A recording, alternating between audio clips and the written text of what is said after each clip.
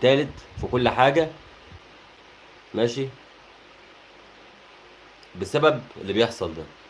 النادي الاهلي عمل كوبري جديد لابراهيم عادل.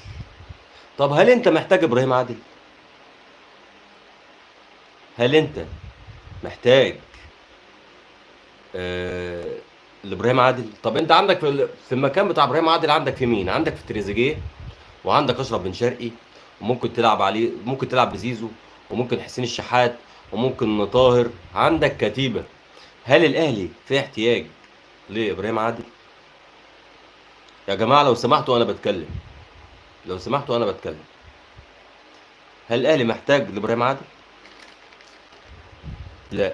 ولكن الاهلي مش بيدور على هو يقوي نفسه، الاهلي بيدور على اضعاف المنافس. انا بدور على اضعاف المنافس، انا مش عايز منافسه، انا بكره المنافسه، انا عايز ابقى انا وبس. ده مش اسلوب